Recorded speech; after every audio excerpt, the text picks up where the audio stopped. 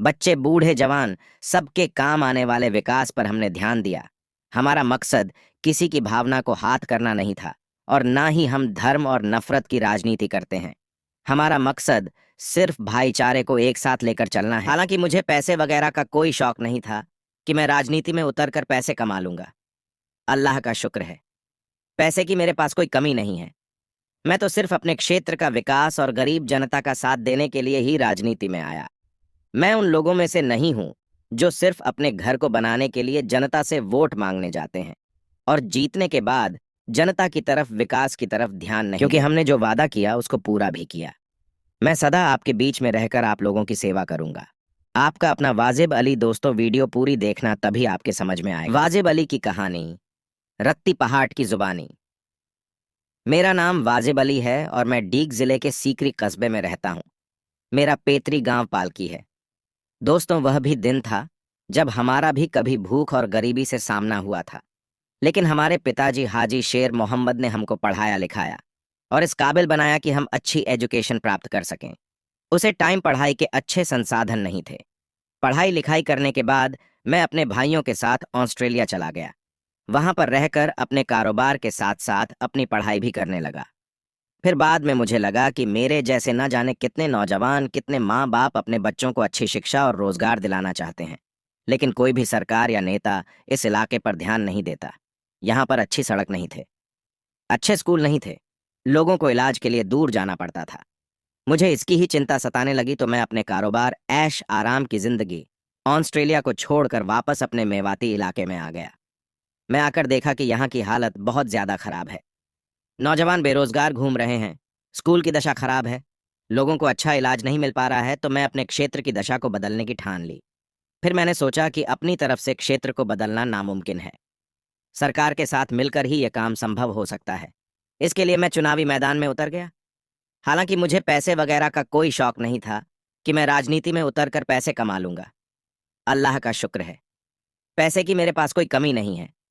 मैं तो सिर्फ अपने क्षेत्र का विकास और गरीब जनता का साथ देने के लिए ही राजनीति में आया। मैं उन लोगों में से नहीं हूं जो सिर्फ अपने घर को बनाने के लिए जनता से वोट मांगने जाते हैं और जीतने के बाद जनता की तरफ, विकास की तरफ ध्यान नहीं देते। मेरा लक्ष्य था कि मैं क्षेत्र की जनता की सेवा कर सकूं। इसके लिए 2013 में मैंने विधायक का चुनाव लड़ा, लेकिन किसी कारणवश हम असफल। जनता ने हमें बड़ी प्यार मोहब्बत से नवाजा। उसके बाद फिर भी हमने हार नहीं मानी, दोबारा फिर चुनाव लड़ा। हमको जनता का इतना प्यार और सपोर्ट मिला कि हमको भारी मतों से विजय बनाए। मैं क्षेत्र की जनता का शुक्रगुजार था कि मुझे सेवा करने का मौका मिला। जब जनता ने हमको इतना प्यार और सपोर्ट किया तो हमारा भी फर्ज बनता था कि हम जनता की सेवा करने में कोई कसर नहीं छोड़े। चुनाव होने के बाद देश में कोरोना काल आ गया। उसके बाद 2 साल हमारे ऐसे ही निकल गए हैं, क्योंकि सरकार की तरफ से बजट नहीं मिला। तीसरी साल में हमको मौका मिला। फिर हमने क्षेत्र की जनता की समस्याएं को सुनना शुरू किया। नगर तहसील में कॉलेज खोलें, तहसील बनवाई, अस्पतालों के लिए मंजूरी दिलवाई। आज की तारीख में देखा जाए तो नगर तहसील में सबसे ज्यादा डेवलपमेंट हुआ है जो यह विकास हमने कराया है। कॉलेज, अस्पताल, स्कूल, क्रोम मन्नत करवाई। ऐसा नहीं कि एक समुदाय के काम आएंगे, इसमें सभी धर्म के लोग, बच्चे बूढ़े जवान सबके काम आने वाले विकास पर हमने ध्यान दिया। हमारा मकसद किसी की भावना को हाथ करना नहीं था और ना ही हम धर्म और नफरत की राजनीति करते हैं। हमारा मकसद सिर्फ भाईचारे को एक साथ लेकर चलना है।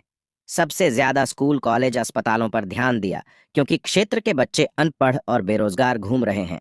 अगर अपने क्षेत्र में ही पढ़ाई लिखाई का अच्छा संसाधन मिलेगा तो हमारा क्षेत्र आगे बढ़ेगा, क्योंकि यहाँ के लोग इतने पैसे वाले नहीं हैं कि जो अपने बच्चों को बाहर पढ़ने के लिए भेज सकें।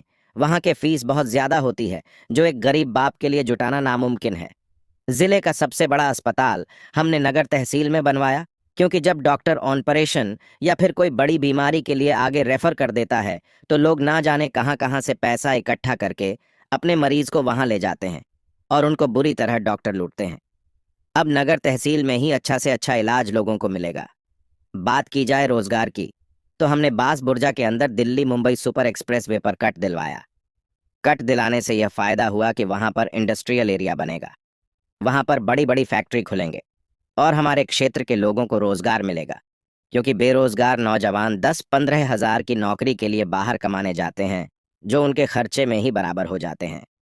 अगर अपने क्षेत्र में ही रोजगार मिलेगा तो सारे पैसे घर में ही आएंगे। इसीलिए हमने नगर तहसील में बेहतर से बेहतर सुविधाओं का इंतजाम आज किया है। हम धर्म और जाट के ऊपर नहीं, बल्कि विकास के नाम पर जनता के बीच में जाते हैं।